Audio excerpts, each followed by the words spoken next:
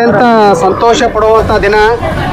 Doctor BR Ambedkar ಅವರು ಕೊಟ್ಟಿರ್ತಕ್ಕಂಥ ಸಂವಿಧಾನದಲ್ಲಿರ್ತಕ್ಕಂಥ ಮೀಸಲಾತಿಯ ಅನ್ವಯವಾಗಿ ಇವತ್ತು ನಮಗೆ ಕಾಂಗ್ರೆಸ್ ಸರ್ಕಾರ ನಮ್ಮ ಒಂದು ಮಾದಿಗರ ಅಳಲನ್ನು ಮತ್ತು ಮಾದಿಗರ ನೋವನ್ನು ಅರ್ಥೈಸಿಕೊಂಡು ಸರ್ಕಾರದ ಎಲ್ಲ ಸಚಿವ ಸಂಪುಟದ ಸದಸ್ಯರಾಗಿರ್ತಕ್ಕಂಥ RB ತಿಮ್ಮಾಪುರ ಸಾಹೇಬರಾಗಿರ್ಬೋದು, KH ಮುನಿಯಪ್ಪ ಸಾಹೇಬರಾಗಿರ್ಬೋದು, ನಮಗೆ ನಮ್ಮ ಕಷ್ಟಗಳನ್ನು ನಮ್ಮ ನೋವುಗಳನ್ನು ಅರ್ಥೈಸಿಕೊಂಡವರೇ ನಮಗೆ ಏನಾದರೂ ನ್ಯಾಯ ಕೊಡೋಕ್ಕೆ ಸಾಧ್ಯ ಅಂತ ಒಂದು ಬೃಹತ್ತರವಾದ ನ್ಯಾಯ ಕೊಟ್ಟಿದ್ದು ಯಾರಾದರೂ ಇದ್ದರೆ ಅದು ಇವತ್ತಿನ ದಿನಮಾನದಲ್ಲಿ ಕಾಂಗ್ರೆಸ್ ಸರ್ಕಾರ, ಅದು RB ತಿಮ್ಮಾಪುರ ಅವರು, KH ಮುನಿಯಪ್ಪ ಸಾಹೇಬರು ಅಂತ ನಾನು ಈ ಸಂದರ್ಭದಾಗ ಹೇಳ್ತಿರ್ತೇನೆ.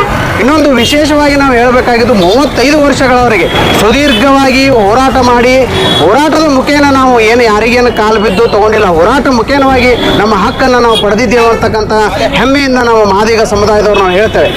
ಈ ಹೋರಾಟದ ರೂಪುರೇಷೆಯನ್ನು ರೂಪಿಸುವಾಗ ಕೆಲವೊಂದು ಸಂದರ್ಭದಲ್ಲಿ ಬಾಗೇವಾಡಿಯ ಅನೇಕ 7 ಜನರು ನಮ್ಮ ಕುಲಬಾಂಧವರು ಈ ಒಂದು ಸಂದರ್ಭದಲ್ಲಿ ಸಾವಿಗೀಡಾಗಿದ್ದಾರೆ. ಅಂಥ ನೋವುಗಳು ನಮ್ಮ ಜೊತೆ ಇವತ್ತು ಇದ್ದಾವೆ. ಅಂಥ ನೋವಿನ ಜೊತೆಗೆ ನಾವು ಇವತ್ತು ಸಂತೋಷ ಆಗಿದೆ. ಅವರಿಗೆ ಈ ಒಂದು ಸಂತೋಷದ ಶುಭಕ್ಷಣವನ್ನು ಅವರಿಗೆ ನಾವು ಅರ್ಪಿಸಬೇಕಾಗದು ನಮ್ಮ ಎಲ್ಲರ ಸಮ್ಮತಿ ಅಂತಕ್ಕಂಥ ಭಾವನೆಯನ್ನು ನಾನು ವ್ಯಕ್ತಪಡಿಸ್ತೇನೆ.